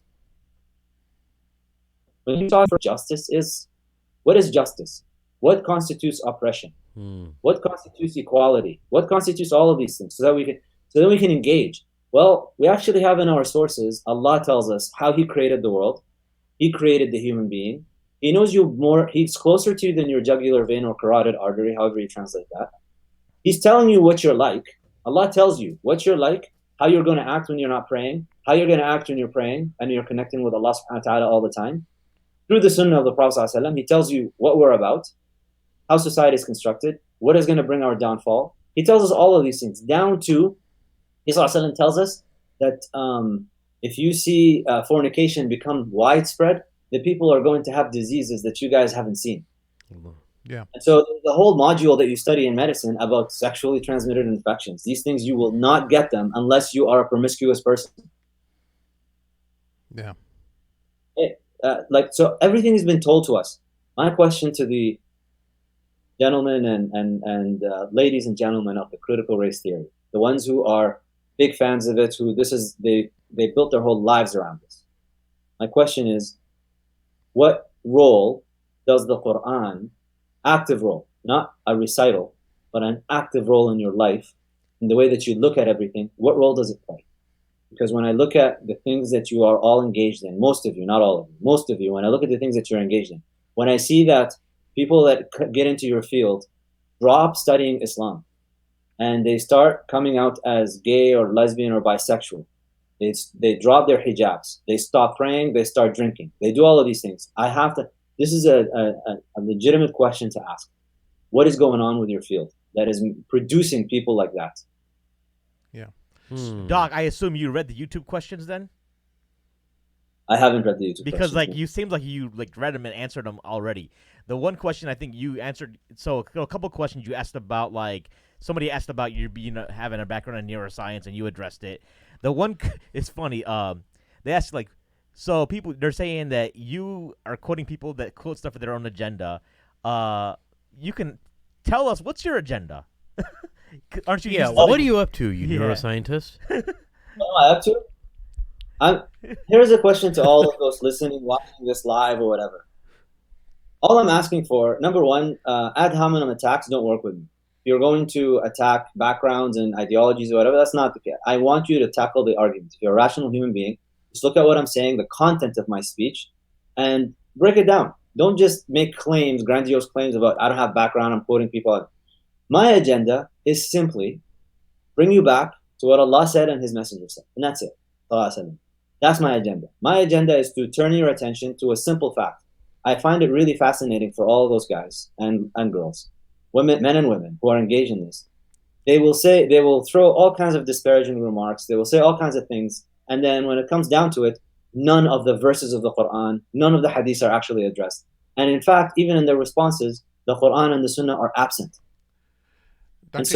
Ghilan, wouldn't you say like our objective, I think we both have a shared objective in terms of the Mad Mamluks and our friendship with you, is that we want people to understand the reality for what it is. Look at it from whatever angle that you want, but you want to examine the reality for what it is. You don't want to just put a specific lens on everything and view the world through that lens of postmodernism or liberalism or conservatism. Learn what the world or whatever it is that you're evaluating, and look at the true nature of it, and take your blinders off. Well, through the lens of Islam, basically. No, because right? the It thing doesn't is have that to be people... through the lens of Islam. Even if it's like a glass cup you're looking at, a postmodernist will look at the glass having a dominance over the water, and he'll look at it and say, like, what, there's a power dynamic here at play. The water is the water is not being able to go where it needs to, and it's contained. Break it. Drink off the table. Ali ibn Abi Talib radiallahu anhu says that لا يعرف الحق بالرجال يعرف الحق تعرف أهله. Truth is not known by the source of it, the people that say it. Truth is known. People are known. The real people are known by the truth that they speak. And so I tell all these people, I've tried to be as fair as possible. And I think, just out of fairness to me, I ask all of those that attack my background, what I've done for study officially and all of that stuff. I just ask you to cut me my props and just, I acknowledge that there is validity in a lot of these things. I think I've explained it in a way that a lot of you don't even explain it properly to people, because I understand the philosophical background and the baggage that this theory comes with, if you use it as a paradigm and as a worldview to look at the world through. I accept it as a tool to a limit, to a degree. A lot of them say that, oh, he's being incoherent. I'm not being incoherent. Every time I've said anything, I've always quoted the Quran and backed it up. I'm coherent with the Quran. I might be incoherent to you if you use that ideology, because in some areas I seem to agree with you, and in other areas I disagree with you. And that's where they say I'm being incoherent. Incoherent to you because you're using a circular type of logic, and you can't even speak about coherence when you reject objectivity. If you don't accept objective truth as a thing, and you reject logic, and you're suspicious of research and reason and all of these things, you actually have no right to speak about what is coherent and what is incoherent. It sounds like a lot of problem them- is they don't understand nuance, that you can agree with certain points Yeah. of something Yeah. and disagree. We get a lot of these comments in our inbox about, like, how could you have so-and-so because he said good things about this dude? Yeah. I'm like, Yeah, I'm like, you know what? I have disagreements with Dr. Ghilan, but Yeah. I have, 99% of what I agree with him is something that I want to build on, and I think there's people who. Isa said, do not be imma. Imma is like just wavering back and forth like a feather in the wind, just kind of flowing. The people say this, I'm with you all the way through, and I'm with you over, I'm all the way through. It's fine for us to have disagreements. It's good. It's enriching. If we're not disagreeing, there's a problem. Somebody's not So thinking. what's that 1% you disagree with him with? So? We'll save it for after the podcast. We got to wrap things up right now. No, just joking. It's No, he knows what we kind of talked about it last week. no. I don't even care. That's there's awesome, a couple of just trying to cause problems. there's some comments coming through that actually, shout out to Mort because he's like sending us stuff because we getting YouTube interference. Mort right? is such a gentleman. So Mort, but- hold on. Before you say anything, Mort, bro, I miss you, bro. I love you. Thank you for taking care of me in Houston and Islam, bro. You are the man. I love you, bro. Anyways, go ahead. So Mort's sending some stuff, and there's a sister that No asks matter what people say about a question, and I'll tie another example. Salam, I've come across a lot of women having spiritual crisis saying Islam oppresses women as women can't divorce, travel on their own, need 4 male witnesses in the cases. I think this kind of in allude with what Sheikh Amr was talking about. His example, different angle. And before but Dr. Ghilan actually wrote an article about this, didn't you? Didn't you write This something is- on? I wrote a post. yeah, Yeah. so To the sister, hop on Dr. Ghilan's Facebook page, or even on your Twitter. I think you put up a link, right? Yeah, I posted a post on Facebook, and I actually wrote an article that I'm still editing on it about this issue. I think a lot of it's in light of what Imam Zayd Shakir's post, because that people went like nutso. Yeah. Bananas. You know what? With all due love and respect to Imam Zayd, I honestly think he missed the point with that one. This is one of the points where critical race theorists, I agree with you. You're right. There are certain issues in this. When we talk about the tradition, I don't mean to valorize it, or I don't mean to make it untouchable in some way. Like, this is the greatest thing ever, and there's no problems and there's no issues. And look, man, we got issues of our own. We got things we need to revive. We need to reform some issues. This is one of them. A lot of the books of fiqh, when you look into, if you look at the Istidkar, Ibn Abd al-Barr, and he talks about al-Mustakraha, which is really a raped woman. Which chapter does he put it in? He puts it under the chapter of al-Aqdiya, as well as, so in just legal cases, and then he puts it under the chapter of Hadd al-Zina, the punishment for zina. And then he relates some narrations about what is acceptable witnesses and whatnot, and the particular punishment, and how do you confirm it. You know what? This whole issue should not be in these chapters. It should be in the chapters of Hiraba, which is in some other texts in Hiraba. Yes, I agree, but it's muddied. It's not clear. The traditional scholars, because this is kind of a somewhat of a modern issue in the way that it is being addressed now. There have been men who've been raping since time immemorial. It happened during the time of the Prophet ﷺ that a man actually raped a woman. So we have that in the narrations. How is it categorized by the scholars? Which chapter should it go under? And what are the evidentiary proceedings for it? That part, in my estimation, Allahu A'lam, that needs to be reevaluated. It needs to be reevaluated. And so we agreed, this is a problem. And we're not shy from saying that. And that doesn't make me less of a traditionalist. Yeah. But I guarantee you, traditionalists hear this and they put their arms up in the air. But can I just add on to something to that? Like you mentioned that you think it should be in a certain chapter and stuff. But that's only now. That's even up until like the late 80s maybe. But up until then, no one had a problem with it, right? No one had a problem with many of the ways. So what we're actually doing, I'm glad you brought this up, to make people understand that it is what it is, but in order to give it today's context, it should belong underneath a different title. Yes. Right? Because that's for us, though.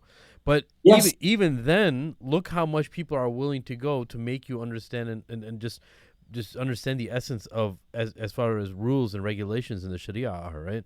People are willing to do that. So it's not like you're alone where you may have a dilemma with something. It may be not palatable to the Western mind, a scholar from Islamic scholar possessing a Western mind, but it becomes a dilemma for me is when people take something so out of the grand scheme, or they take this and they use it as a source, even though they're Muslim, they use it as a source against themselves and against the deen and against the Muslims, right? I gotta tell you, I gotta read this out for you because somebody wrote this, and I've been meaning to, because what they do is they actually turn Islam into a personality thing, and that's how they reject the tradition. And so this gentleman wrote, I'm just going to read the first little bit. Traditionalism, and then he puts in TM like trademark, died for me when I got to know CD, and then redacted. CD, redacted, was one of traditionalism's standard bearers in Australia. He was recognized by many of his peers, quote-unquote peers, and defended by them even as criticism of him mounted and culminated in his fall from grace. The first sentence really struck me. Traditionalism died for me when I got to know such a person. So you've hinged your whole religion, your understanding of Islam, on a personality. Yep. This is where the problems begin. Once you link it to people, it's people. Ibn Mas'ud radiallahu anhu said, if you're going to take people as examples, go with people in the graves, because they're safe from tribulations and from, go to that. There are people that fall from grace. People have doubts about their religion because somebody happened to be a human being who happened to do something that you find an abomination of some sort. So all the works of a word of advice to the listeners and people watching this. The Islamic tradition, because some of the traditionalists don't like it when I say they're men. I'm not saying that I'm like them, the scholars. What I'm saying is that as human beings, they were part of a context, a socio-cultural, political, economic context in which they lived. They engaged with the tradition based on their understanding of science, of society, how things should work out. And that's what they did. Now, we are men like them. We are human beings like them. We're men and women like them in the sense that we have our own context. But we still have, إِنَّا نَحْنُ نَزَّلْنَا الذِّكْرَ وَإِنَّا لَهُ لَحَافِظُونَ. Allah subhanahu wa ta'ala promised to preserve this religion, the primary sources, and the tools to interpret it. So I don't think there is anything wrong with us looking at these books and having a nuanced understanding, a different understanding, for example, of relationships that end up in what we term today as this is rape, this is wrong. And so we go into the books of fiqh and the way that the scholars addressed it and say, for their time, I don't make a moral judgment against them. I just say their understanding of the world and their dynamics, their social dynamics, exactly, this is how they came up with it. Our social dynamics are different. We can engage back with the text and come up with a different understanding that serves us based on the tradition, meaning the Quran and the Sunnah. Yes. All right, man. Before we wrap up, there's one point you made on the podcast at the very end that I was trying to digest. You seem to make a correlation that when you hear about certain folks that come from an Islamist background and they end up in these supporting these kind of ideologies like critical race theory. Can you tell me what Islam? What you mean by Islamist? I don't know what you mean by Islamist. Yeah, because many things. Ghilan, you triggered me on that. You triggered me, man. You should have known while you're saying that. I want to piss off Sim when I say this because a lot of us came back from that background. We didn't go down Majid Nawaz's path. So anyway, we'll talk a little bit more about that because I know you're planning on a full episode regarding that, right? By the way, Mahin's question is regarding Dr. Ghilan's recent podcast episode. So a lot of listeners who don't understand what he just asked about, I'm still clueless, but whatever. Because you don't listen to Dr. Ghilan's podcast. No, that's not what I'm talking about. I didn't hear his whole question. His whole question. Well, I wanted to cut him off because it's because it can go down to a long rabbit hole and okay. No, Sim's afraid of offending some of our listeners who are pro. Well, we bring a lot of people together, right? We don't, and mashallah, Dr. Ghilan, you have a lot of a lot of those type of listeners as well. So, we'll talk after the podcast. I still don't know what's going on, but it's all good.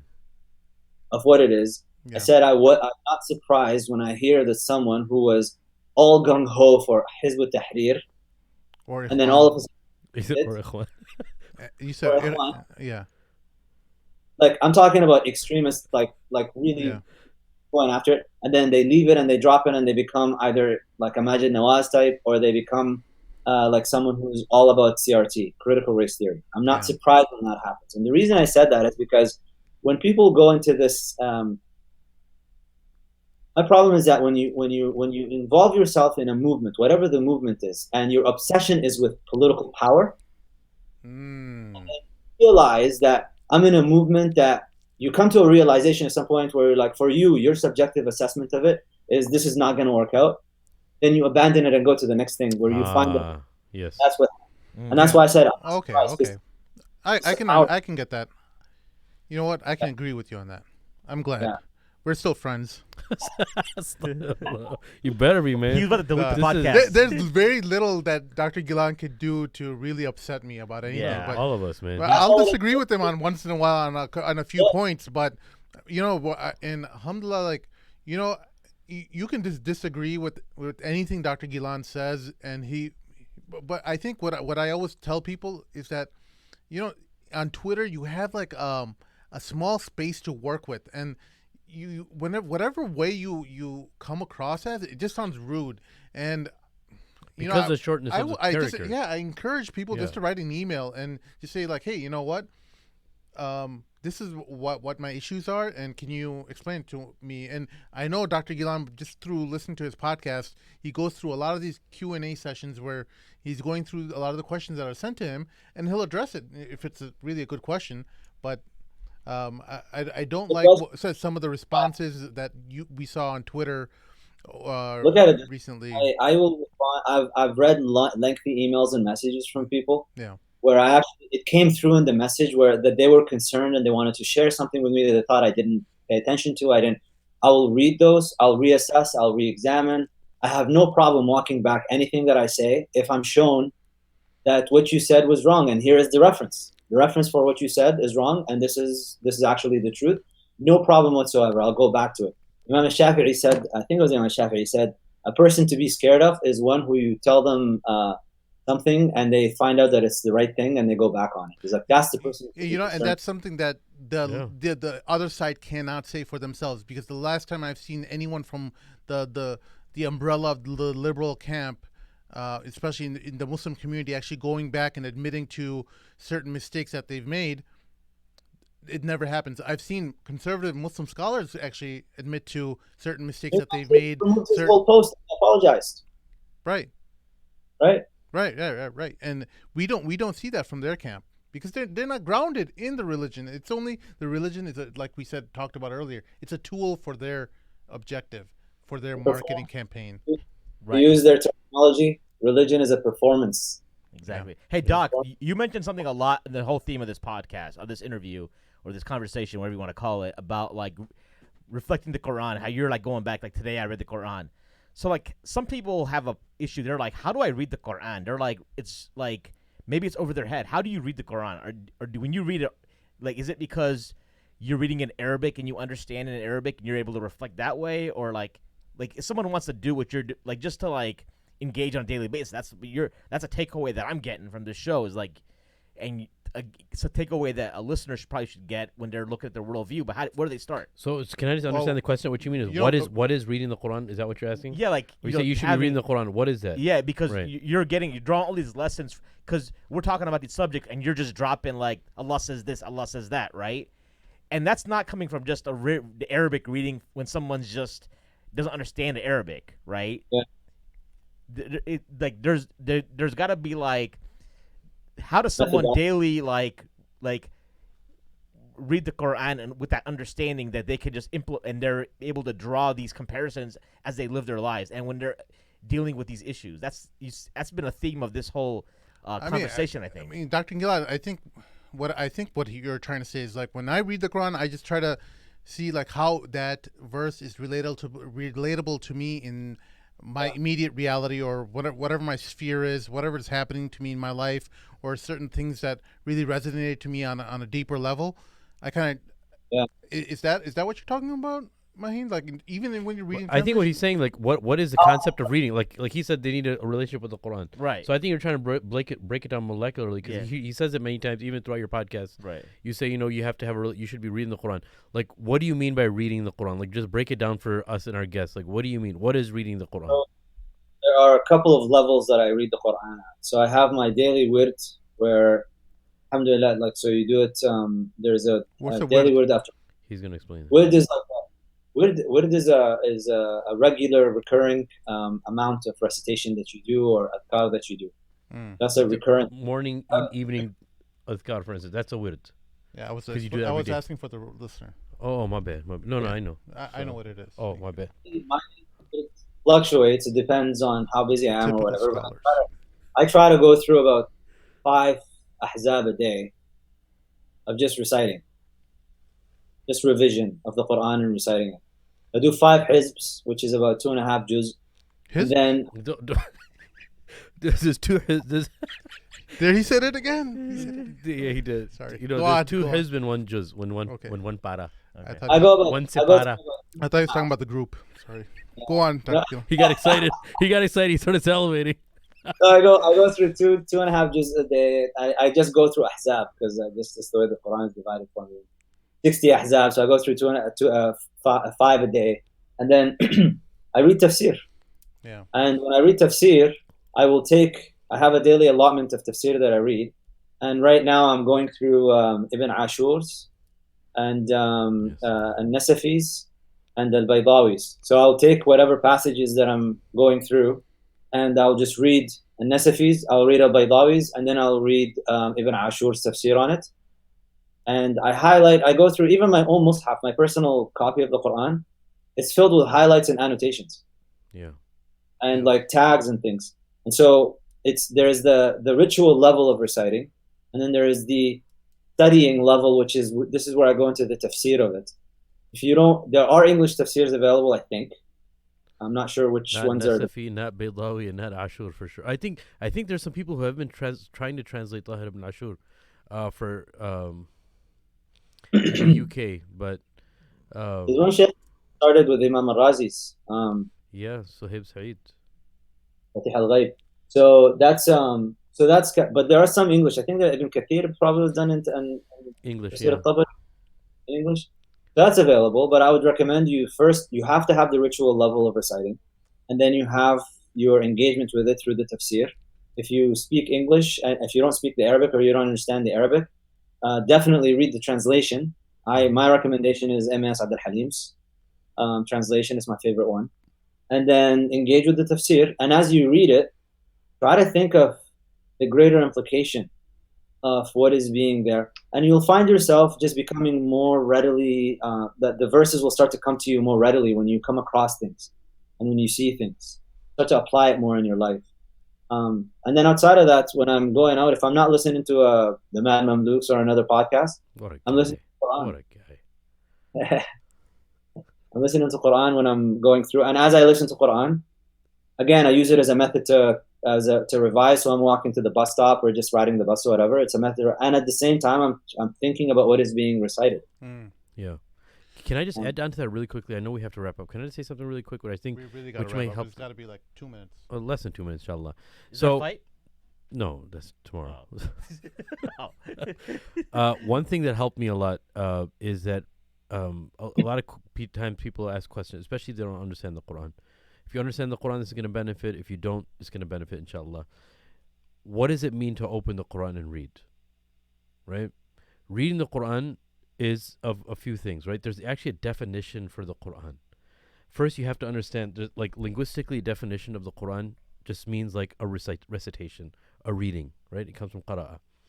But the Quran itself has a definition. To understand what the Quran is know the definition, and I'll give a method to, which worked for me. Obviously, what the Sheikh gave is obviously, I can't ever top that because it's Sheikh Mohamed Ghilan, first of all. But there's a definition, right? The Quran is the kalam of Allah, right? It is a speech of Allah. غير مخلوق, uncreated. Given to Muhammad sallallahu by Jibreel alayhi salam from Allah subhanahu wa ta'ala, preserved in the mushafs, meaning from cover to cover, That's what a mushaf is, right? And that will help us in the ruling of understanding if it has English in it. Is it a mushaf? Is it not a mushaf? From cover to cover, it's a mushaf, preserved in the mushafs. Reached to us by mutawatir transmit, right? It has reached us by way of mutawatir. And we can get into this in another episode, inshallah. And is a challenge to humanity to bring something like it. وَيُتَعَبَّدُ بِقِرَاءَتِهِ. And you get ajr for reading it. It's all of those in one. That is a definition, general understanding of the definitions of the Quran. You're gonna find many definitions, but just to give you some direction, that is what you're about to read. Before you read it, the definition of the Quran technically is that. Now, when you open the Quran, you're reading for this, especially when you start off and you don't have a direction, because you don't have a direction, you don't know why you're reading it. Know that every time you open the Quran, Allah is going to teach you about yourself. What that means is the pathway to Allah subhanahu wa ta'ala is with yourself. Allah subhanahu wa ta'ala in the Quran says, وَفِي أَنفُسِكُمْ أَفَلَا تُبْصِرُونَ. Within you is the greatest sign of Allah, don't you see? And he used the sense of seeing, right? Which is, there's a lot of hikmah behind that, inshallah. And just do the research in the tafsir. So another thing, as far as he mentioned tafsir, mashallah, the books that he mentioned are very advanced, and it's awesome that he gave you guys that. But even on a very basic level, if you're starting to learn Arabic, there's something that was given to me when I first started learning Arabic, and I still love this method. There's a book called Kalimat al-Quran, right? To start off with Surah An-Nas. This is how I start off when I first learned Arabic, just as far as tafsir is concerned, Surah An-Nas. So go start off with Surah An-Nas as far as tafsir is concerned. And then go to Tafsir ibn Kathir, for instance, just Surah An-Nas. You could finish that in about 3 or 4 minutes probably, right? And then go to some other excerpts from other scholars, Sunni scholars of that have been translated from classical books maybe. But even if you just read Surah An-Nas with this translation, or the Kalimat al-Quran, there's a book called the Kalimat al-Quran, and then go through Tafsir ibn Kathir just one day. Don't overburn yourself. If it takes you 3 minutes, so be it. Close it. You're done for today. Next day, or the few days after that, do Surah al-Falaq. That's it. Read the translation of whatever translation. What translation do you mention, Doctor? Yes. And then after that, just do Tafsir ibn Kathir. So now you understand what the Quran is. You know why you're opening it. It's because you want to learn about yourself. And then you bring the academic aspect of it, or just understanding the knowledge of what you're actually reading, right? The backdrop behind it. For me, it was very, even I think that this is something that you can teach to children, and you could actually teach to adults too, right? It makes it very easy for yourself. It's not a difficult thing. That's the only reason I simplified it. It's not difficult, man. It's a really, really easy thing to do. Inshallah. Allah subhanahu wa ta'ala says that He has made it, وَلَقَدْ يَسَّرْنَا الذِّكْرَ. He made it facilitated for people. The Quran is one of the things that, even when I'm doing the ritual recitation, the thing that Sheikh Amir mentioned is actually what was present in my mind. Allah is telling me about me, how He created me. He's telling me about the world, how He created the world. So as I'm reciting the Quran, I'm remembering that. And so I find myself oftentimes, I'll go through a verse and it's like, I have this reaction, it's like, And then I go back to the verse again because it just hits me. I'm like, this is, wow. And so I actually pause, like, wow, that's something else. And then I'll go on and I'll put in a little annotation. I always, in my recitation, even the ritual one, I have a pen with me and my highlighter. And I'm just like, all right. So, and then I put in a thing on the side. Because to me, the Quran is meant to be engaged with. Allah. And that, by the way, ladies and gentlemen, that was the sound of his ruh. All right, Jazakallah khair, Dr. Mohamed Ghilan. And to our listeners, thank you for engagement and your questions. There's some questions we'll forward on to you. Because we couldn't get to all of them. Listeners, you can communicate with us also on Mad Mondays, where me and Mort are on. And now sometimes there are going to be other people like these two who, if they so choose to, join. I know we all have busy work schedules and whatever. So if Sheikh Amir blesses us with his company on one of these Mad Mondays. Why are you saying that? We got Dr. Ghilan. Don't say blesses me, man. This guy's here, man. That's enough. So save your questions for one of those Mad Mondays. Maybe we can send it on to Sheikh Amir. Go ahead, Dr. Ghilan. All right, yeah. There's some questions we'll send to Dr. Ghilan that we off topic, but we'll make sure we'll get them answered, inshallah. So for our listeners out there, you can email us at info@madmamluks.com. Don't use the Gmail address anymore. And then like us on Facebook, follow us on Twitter, Instagram, and give us a 5-star review on iTunes and subscribe on YouTube. And hopefully with this show, inshallah, we can put it on a podcast format at some point. But for y'all who are with us live, thank you for sitting through this. And for our special guest, Dr. Mohamed Ghilan, and my co-host, Sheikh Amr Saeed and Sim, this is Mahin signing off for the Mad Mamluks. Assalamu alaikum. Oh.